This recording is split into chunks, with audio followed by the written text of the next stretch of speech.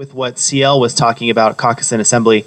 Caucus and assembly are very unique processes. But I can tell you, you do have a really great opportunity to meet neighbors. I caucus at Lowry when we used to have it there, and I can tell you I've met neighbors that I've never seen before, and you really get to understand what your neighbors think. And I think that's really kind of cool. You also get the opportunity to hear from a bunch of candidates or surrogates that are speaking on behalf of candidates, because at caucus is where, as many things that CL was saying, you get the opportunity to become an assembly delegate 2 weeks later on March 14th. And there's lots of activity about electing POs, hearing from your neighbors about, hey, who do you like for governor? Why do you like that person for governor? And for politicos in the room, it's kind of cool to hear other voices, especially folks that aren't as engaged as this group is, of what they care about. And I think I found that really valuable when I was captain of HT6, because it helps you figure out what the get out the vote plan is, and it helps you figure out what Democrats are thinking. I mean, I think a lot of times we think about within this group kind of what Democrats prioritize, but in that venue you get to hear from other Democrats that maybe aren't as involved, and it does help us form our message. So I would highly encourage you to attend caucus on March 3rd. I'll give a shameless plug. I would love for you guys to support me at caucus on March 3rd and assembly on March 14th. But I do think it is, pretty cool. And then on March 14th, if you if you choose to run to go to assembly, you get to come back on March 14th at George Washington High School for most of HD6, except for folks in this community. You will have your assembly here. I think is in the auditorium. Okay.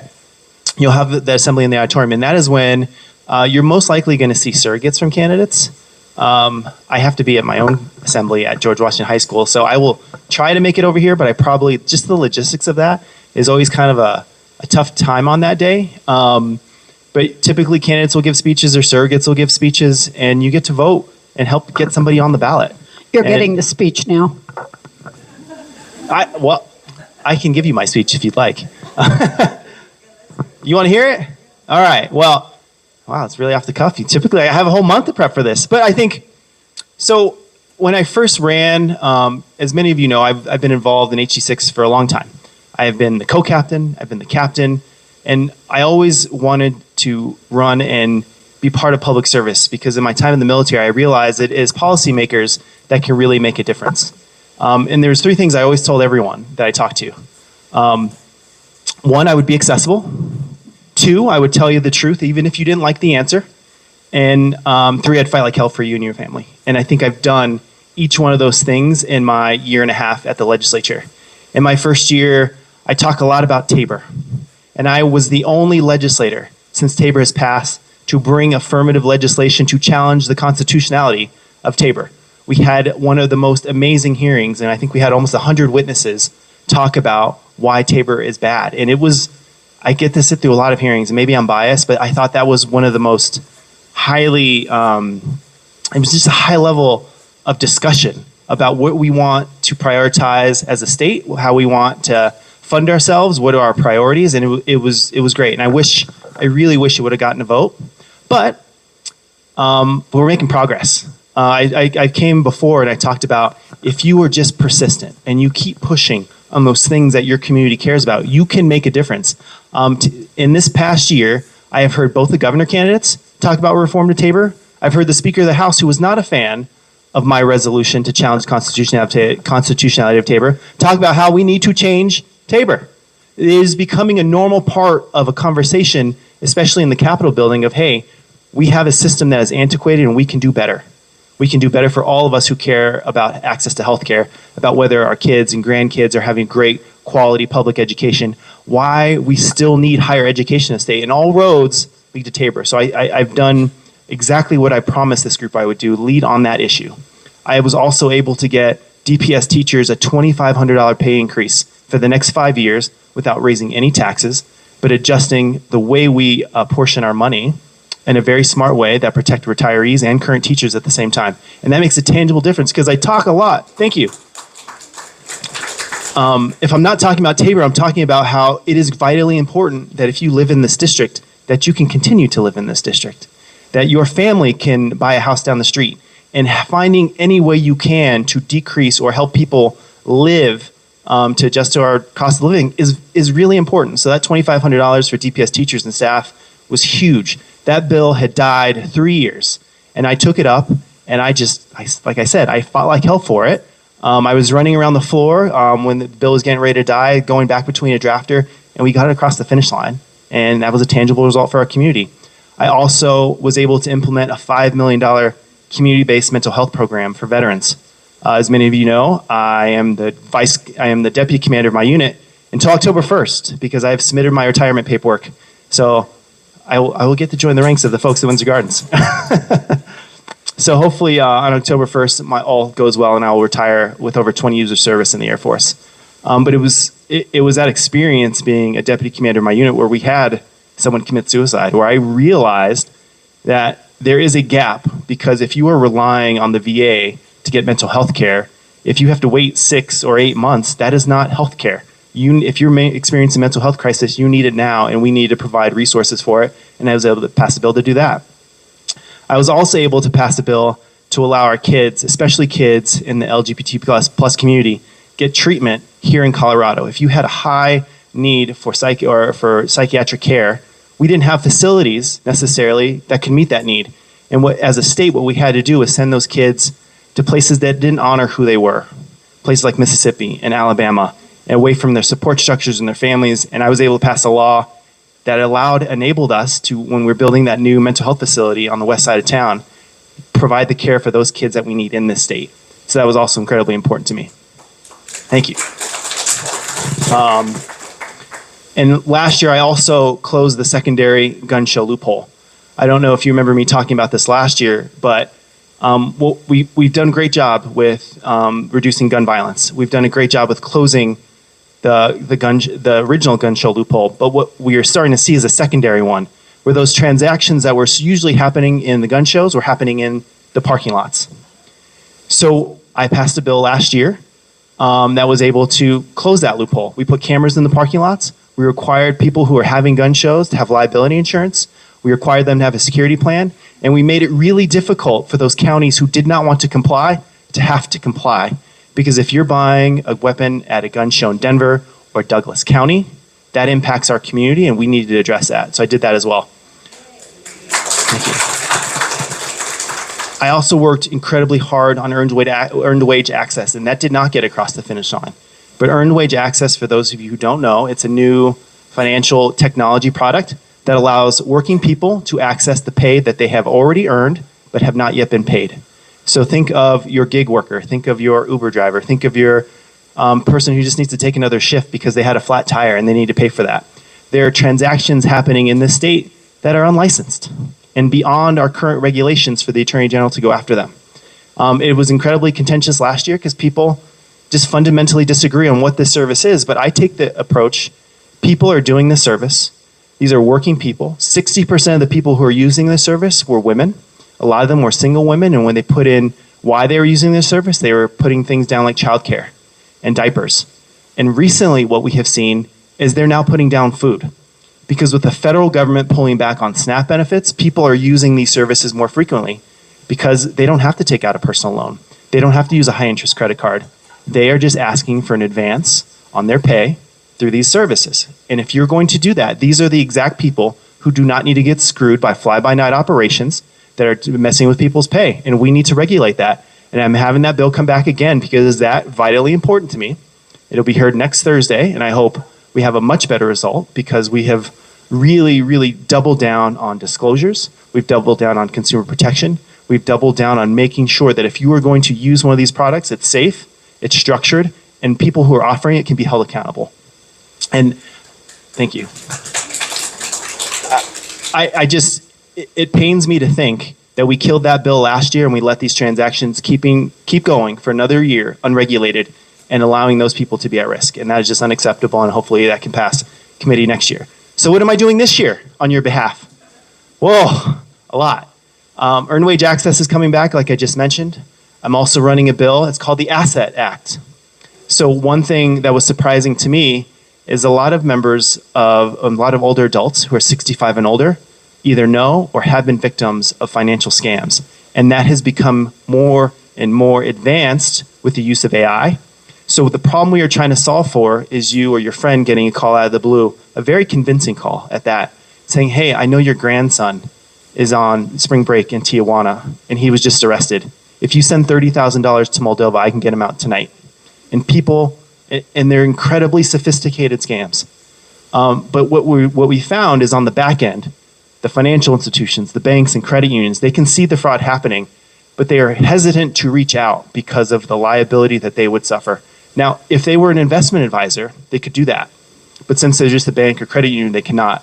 So the Asset Act allows them to affirmatively, when they see fraud happening, make a phone call. Say, hey, I see you're trying to send $30,000 to Moldova. It looks like fraud to us. Can we help you? And all it's saying is make a phone call. Ask what is going on. And that bill will be heard later this month in Business and Finance or Business and Finance.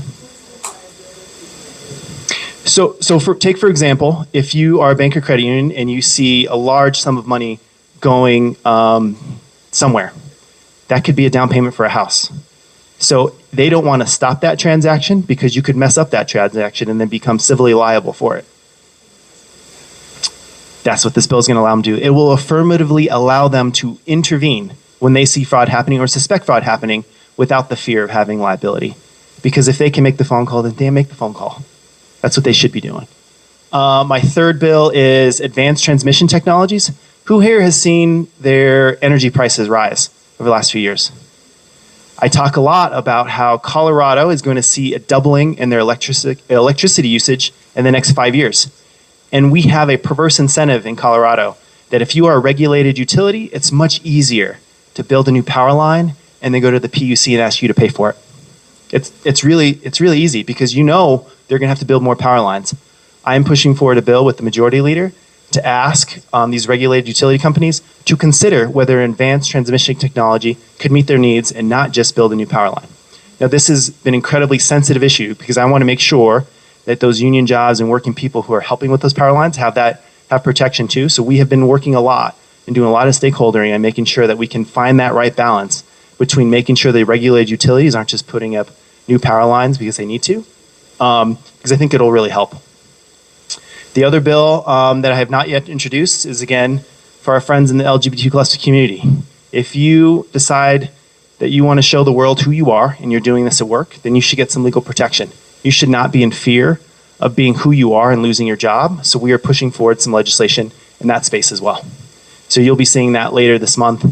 And the last bill that I have a few more, but the first 5 that I have, the one I'm really, really excited about are AI chatbots. Does anybody know what an AI chatbot is? So there are conversational AI chatbots in this world that probably talk with your grandkids and your kids. Over the summer, when you go around the state and you're helping other candidates or you're talking with interest groups, I met 4 families that have had their kids sexually groomed and then committed suicide from their interactions with an AI chatbot. I think if you saw a 60 Minutes episode a few weeks ago, this was featured. It was also featured in a New York Times, The Daily Podcast. This bill will say, look, if you're going to have an AI chatbot in Colorado, that AI chatbot better not have a sexually gratifying relationship with child, better not talk a child into self-harm, and better not sexualize an image of a child. Because what we have been seeing is sometimes young kids make mistakes or whatever, they will ask one of these chatbots to create an AI-generated image of what another person might look like naked and throw that up on the internet. And that has such devastating consequences for someone's life because the internet is forever. And I take the position, I have 2 kids, I know they're using these AI tools and I want them to use it safely and I don't have to worry that something bad is going to happen. So that is my 5th bill coming out. So for all those reasons, I think I have fulfilled my campaign promises to this district, to this group, and I would love to continue the work because this has been one of the most fulfilling jobs I've ever had, and I would love the opportunity to keep doing it. So I would love your support.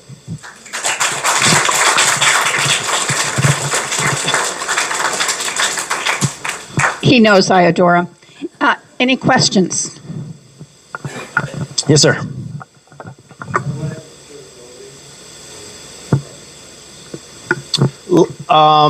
You're talking about the portability of the homestead or the homestead exemption. I think last year we did pass a bill that allowed that to continue. It's the 3rd time in 1.5 years that we have $1 billion shortfall. I don't know exactly what the bills are going to look like this year, but last year we did save that. So we've been seeing briefing after briefing. We had supplementals all day today, which is kind of a fancy term for a lot of budget work. We're not exactly sure what's going to be in the long bill, but we have a lot to cut. And I've kind of talked about the evolution of this. The first time we had to cut $1 billion, they were kind of easier cuts, right? So it was sweeping all the money through the mattresses and figuring out where we can be more efficient, not filling jobs that were left empty, those billets or those vacancies. We just pulled that money back to shore that up. Last year, or over a special session, we had another $1 billion shortfall due to the federal government passing the one big BS bill that had a trickle-down impact on Colorado, where we put our budget about $1 billion out of whack.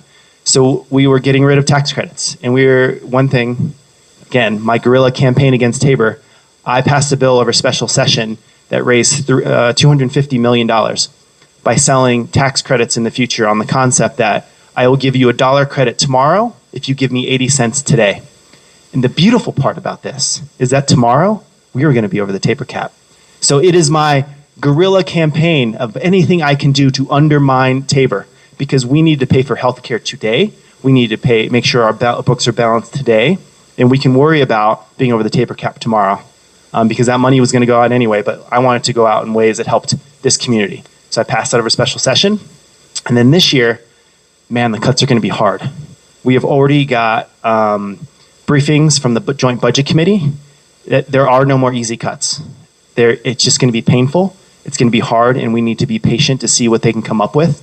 But we're almost $1 billion in the hole again, and that is incredibly unfortunate, and I will keep you up to date as progress goes along. There's lots of things we're looking at, and none of them are great. They're all, frankly, excuse my French, they're pretty shitty, frankly. So I will give you an update when I have more information, but that's where we're looking at right now. And I just hope somehow we can turn this around and we're not facing another $1 billion shortfall next year, because I don't know where else we could go.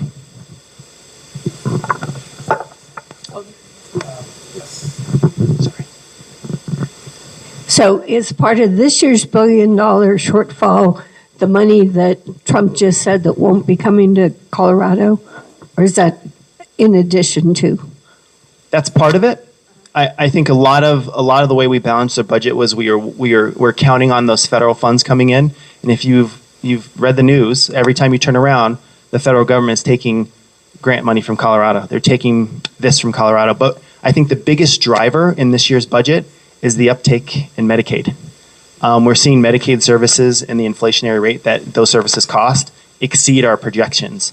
So not only is the federal government not paying for the Medicaid that they committed to, and that we committed to, funding our share of it, they've pulled that back, which has created an issue. The cost of those services is also increased, which is compounding the issue.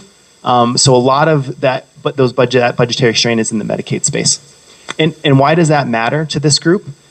Because we have to fund Medicaid, and that comes from your private insurance plans, that comes from other parts of the general fund. So even though you may not be on Medicaid, you may not know somebody, we have a moral obligation to fund that program.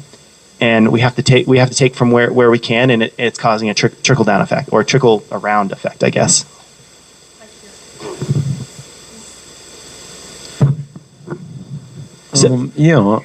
Mike, if I could interject real quick, I know Steve had his hand up and I cut him in line. So if maybe Steve could ask this question first.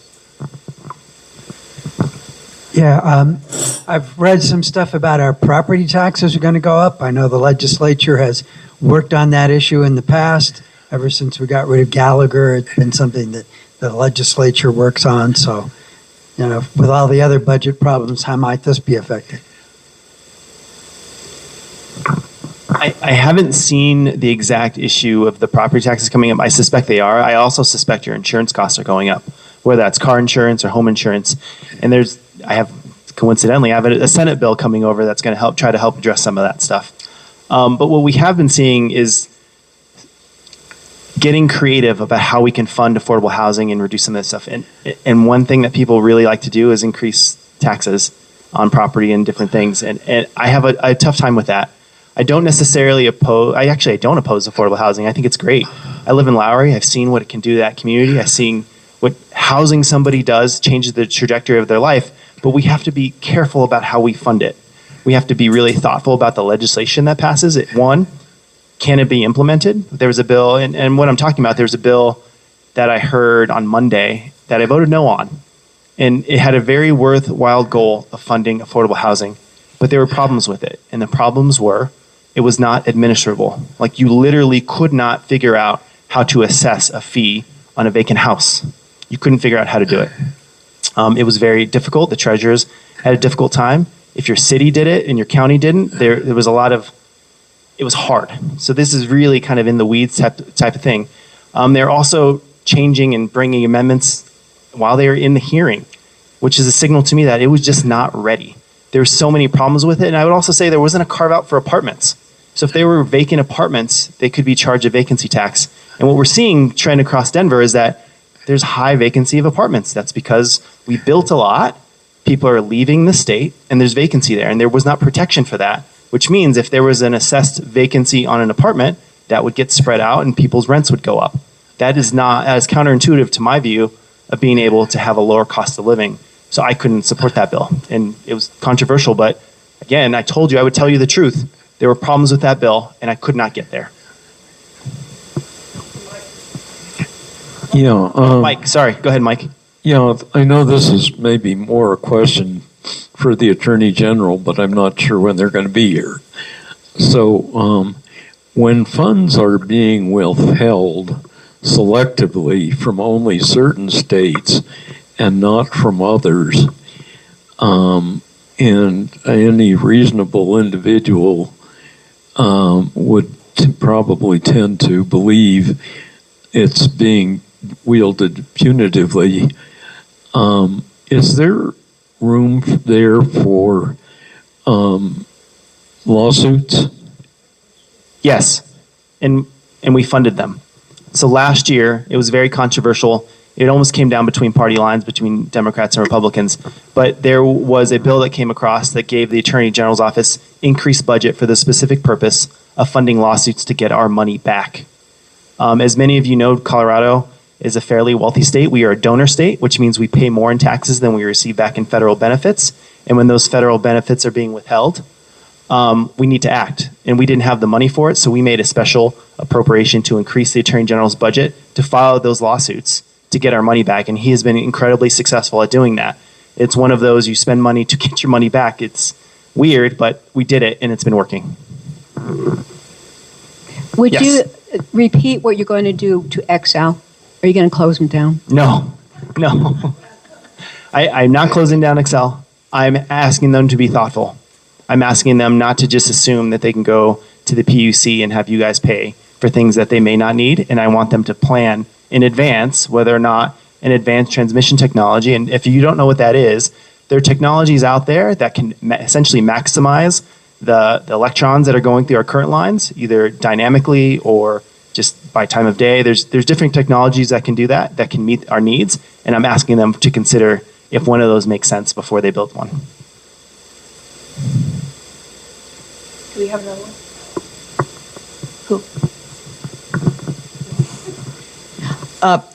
The question I was going to ask, he just asked it about, can't you take them to court? But also, and you may not know this may be below your level, but I've noticed lately that cars are not parking on Dayton like they used to. Do you know if they have spoken to apartments? Because for a while, I think the apartments were limiting who could park in the apartment parking area.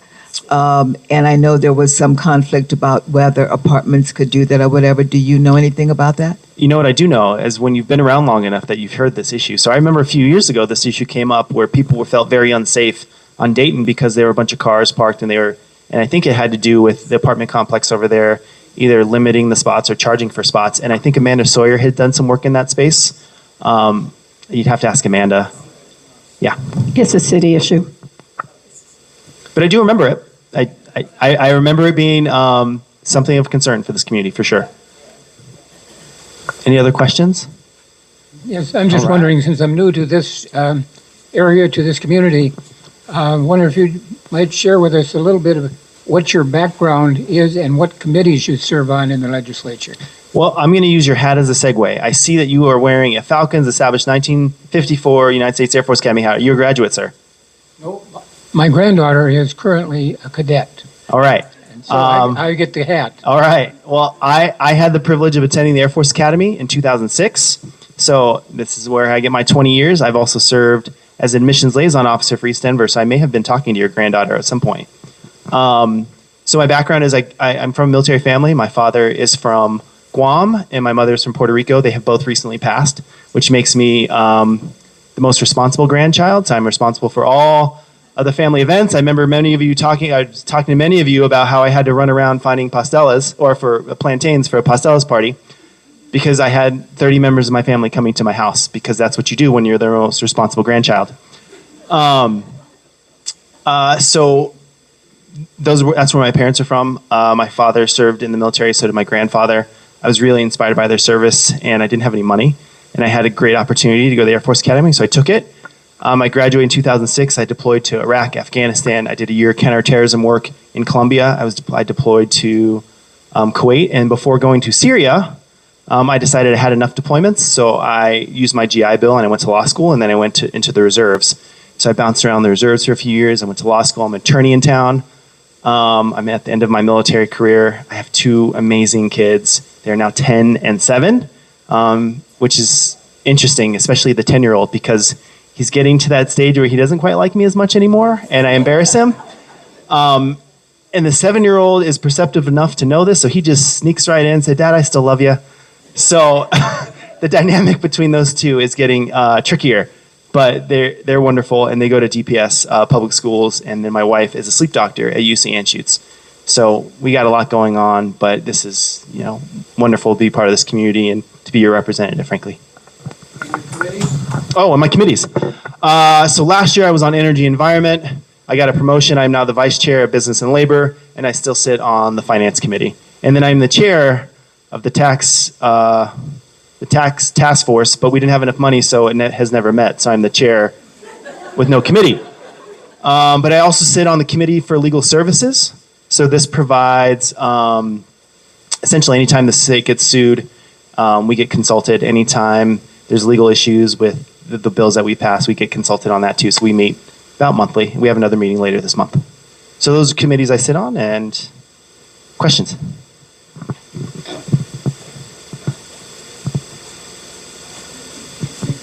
Sure. My question is, will Tabor have to be on the ballot again? Because every time it's on the ballot, it passes overwhelmingly. Yeah. And how do you deal with that? So there are a lot of efforts even this year to kind of undermine parts of or change parts of Tabor. Well, let's put it this way. Let's be diplomatic. To modernize parts of Tabor. There is a ballot measure working its way through for a progressive income tax. One feature of Tabor is that everyone has a flat tax. So you're paying 4% whether you're at the lowest income bracket or the highest. So there is a ballot measure going through that would make that a progressive income tax. I support that. I have been following all the ballot issues as closely, but that's one part of the problem. I think we need to address the progressive income tax piece. We also have to address the cap. Because if you're not familiar with Tabor, there is a cap of the amount of money that the state can take in. And if you exceed that cap, it has to go back out the door through refunds. So you can have a progressive income tax to figure out how you're raising money differently. But unless you address that cap, we are still going to be underfunded. So funny fact, since Tabor passed 30 years ago, there have been adequacy studies for K-12 and transportation. It almost matches pretty close. I mean, I say dollar for dollar, and I say that, but for every dollar we've sent out in a Tabor refund is about how much we have underfunded our infrastructure, our K-12, our higher education. It's almost a dollar for dollar match. That has been the trade-off. So when you go and renew your car registration, and if you're from another state, you're like, why the hell does it cost so much in Colorado? It's a 5-letter word. It's Tabor. If you're wondering why our roads are in bad shape and we can only build toll roads, it's Tabor. If you're wondering why you have to spend a lot of money for your grandkids and your kids to go to school, in public school, to help them like with extracurriculars and all the extra stuff, it's Tabor. If you're wondering why a higher education did not cost the same when you were getting your higher educations, it's Tabor. So these are all the reasons why we need to address that problem before we need to address that problem. Sean, thank you.